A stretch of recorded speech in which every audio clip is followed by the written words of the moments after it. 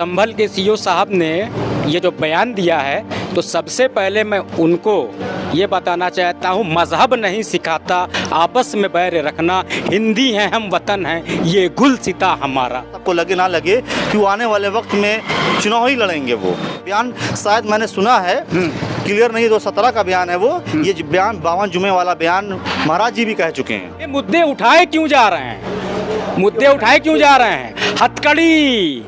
हथकड़ी और ये बेड़ी और ये 56 इंची साहब को बचाना है, इस वजह से ये मामला जी।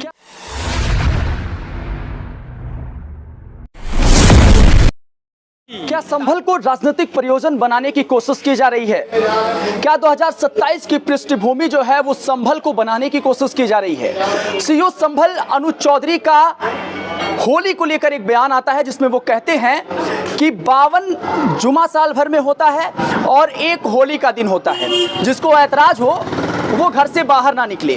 और इस बयान की चर्चा जो है वो अब सियासत से जोड़ा जा रहा है।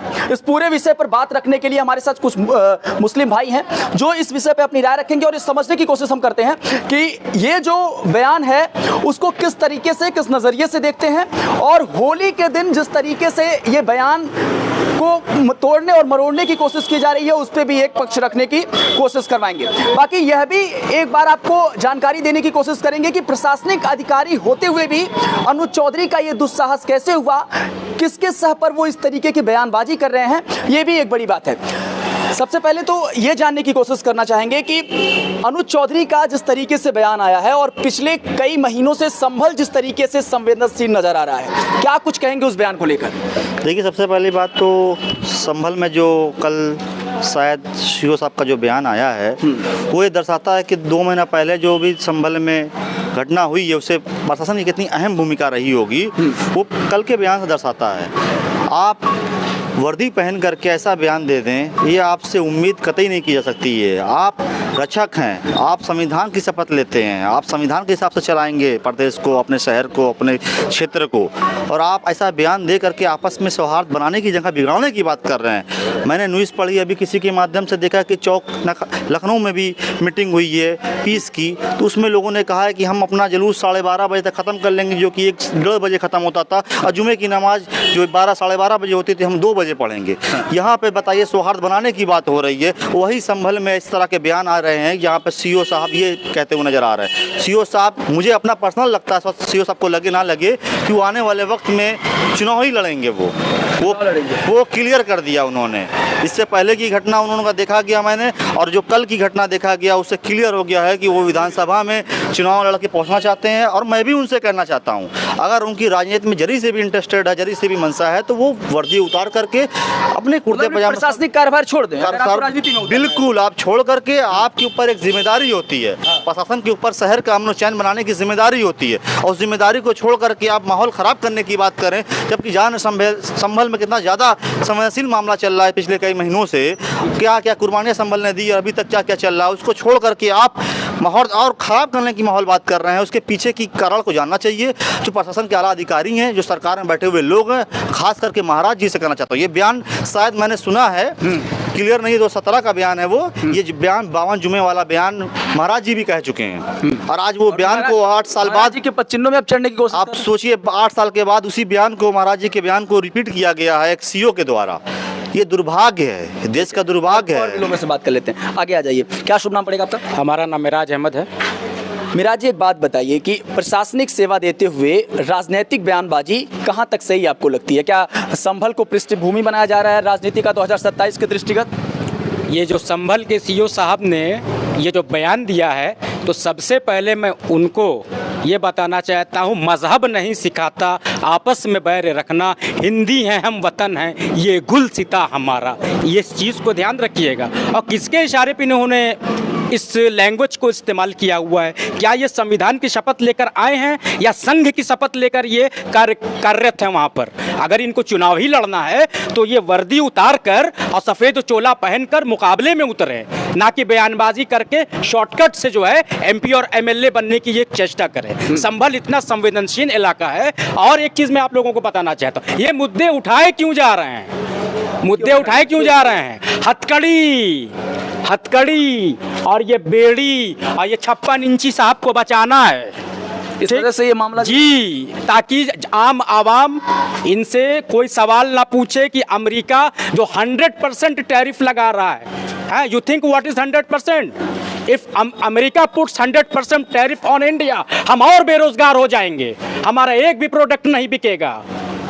और तीसरी मतलब मेन मुद्दे से भटकाया जा रहा है, ना ये 2 करोड़ रोजगार दे पाए, ना ये महिला सुरक्षा दे पाए, 5 किलो राशन पर ये आवाम को खरीदना चाह रहे हैं। अब इनका अभी हाल में ही एक मंत्री का बयान आया हुआ है कि सरकार ने आम जनता को जो है भिखमंगा बना दिया है। ये इनके मंत्रियों का बयान है। आप फेसबुक इंस्टा उठाकर आप देख लीजिए, खुलेआम ये बयान दे रहे हैं। अभी एएमयू में होली खेलने की बात हुई, वहाँ के एएमयू प्रशासन ने जब इजाज़त दे दी कि ठीक है आप वहाँ पर होली खेलिए, कोई वो नहीं है, तो वहाँ के विधायक गण को ये क्या कहने की ज़रूरत है कि अगर होली नहीं खेलने दिया जाएगा तो ऊपर पहुँचाया जाएगा। सार्वजनिक स्थल पर इनका है ये। बात कर लेते हैं सर, एक छोटा सा बयान हम ये चाहेंगे कि मान लीजिए कि आज के पहले तमाम जगह और कई बार साल में जुमे के दिन होली पड़ी होगी, क्या एक रास्ता निकाला जा सकता है इन तमाम चीज़ों के लिए? देखिए, ये शुरू ही से रहा है, किसी की सरकार रही हो, शुरू ही से रहा है कि पीस कमेटी की मीटिंगें होती थी। हिंदू मुसलमान दोनों लोग थानों पर आला अधिकारियों के सामने पीस कमेटी की मीटिंग में जाया करते थे, चाहे मुसलमान पक्ष के मस्जिद के मुतवल्ली वगैरह हों या हिंदू पक्ष के जो जुलूस निकालने वाले जो उनके जो आगे रहते हैं, अगुआ कह लीजिए, वो लोग हों। ये सभी लोगों की मीटिंग होती थी थाना कोतवाली में, और ये पूरे भारत में ये मीटिंगें होती हैं पीस कमेटी की, ये कोई नया नहीं है। तो एक निष्कर्ष निकाला जा सकता है उस बैठक के थ्रू? एकदम निष्कर्ष निकाला जा सकता है कि मुसलमान भाई थोड़े 1-8 घंटे के बाद नमाजें अदा कर लें जुमे की, और हिंदू भाई लोग जो है आधा 1 घंटा पहले जो है अपने जुलूस को समापन। इतना ही मामला है सर? बस इतना ही मामला है, उसमें राजनीति करने की कोई आवश्यकता ही नहीं है। हम बताना चाह रहे हैं कि जब मुख्यमंत्री जी नए शपथ लिए थे गोरखपुर में, हम सीओ संभल और प्रशासन उत्तर प्रदेश को बताना चाहते हैं कि गोरखपुर में सबसे बड़ा त्यौहार मुहर्रम और दशहरा पूजा का पड़ता था। जब वो 3 साल एक साथ चुनाव लड़ा, वो दोनों त्यौहार 3 साल एक साथ लड़ा, 17, 18, 19, तब गोरखपुर में कोई दंगा, कोई तरह का बात, कोई विवाद नहीं हुआ।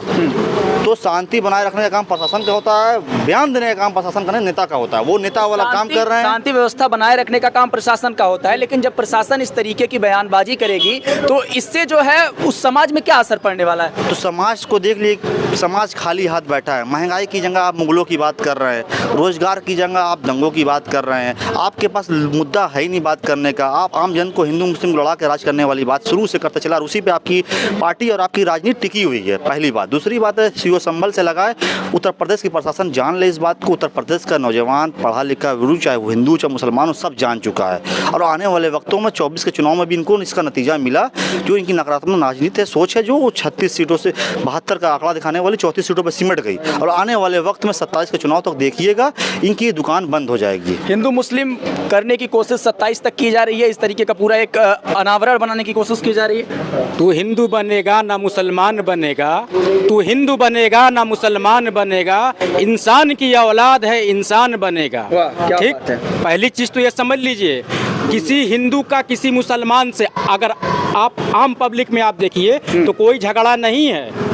कौन? केवल राजनीतिक, ये सिर्फ ये राजनीतिक लड़ाई है, और ये मुद्दों से भटकाया जा रहा है। बहुत से मुद्दे हैं, बेरोजगारी का मुद्दा है, महंगाई का मुद्दा है, टैरिफ जो लगाया उसका मुद्दा है, और ये जो हथकड़ी और बेड़ी लगाकर जो है भारतीयों को बेइज्जत करके भेजा जा रहा है। और ये हमारे मोदी जी कुछ बोल ही नहीं पा रहे हैं। अदना सा ये जो नेपाल का एक शासक है जो कई मुल्कों की सहायता लेता है, उसने सीना चौड़ा करके अमेरिका को आंख दिखाई, और अमेरिका ने इज्जत से चार्टेड प्लेन में भेजा। यहाँ पे तो यूएस आर्मी के जहाज में बेड़ी और हथकड़ी लगाकर कितना बेइज्जत करवाएंगे मोदी जी आप? तो दोस्त भी हैं ट्रम्प। अरे ट्रम्प हाउडी मोदी करने गए थे, लौड़े भोजियम कह रहे थे, बोलने भी नहीं आता है उनको, संस्कृत बोलो, या बीच में उर्दू का मसला उठा दिया।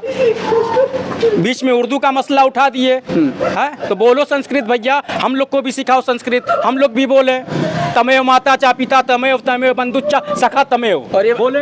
आपका क्या नाम है? हमारा नाम मिराज अहमद है। और आप संस्कृत बोल रहे हैं? मैं संस्कृत बोल रहा हूँ भाई, गंगा जमुनी तहजीब हमारी है, है। हम भी होली में रंग लगाकर डांस करते हुए दशहरे में हम जाते हैं। ये क्या नफरत फैला रहे हैं आप लोग?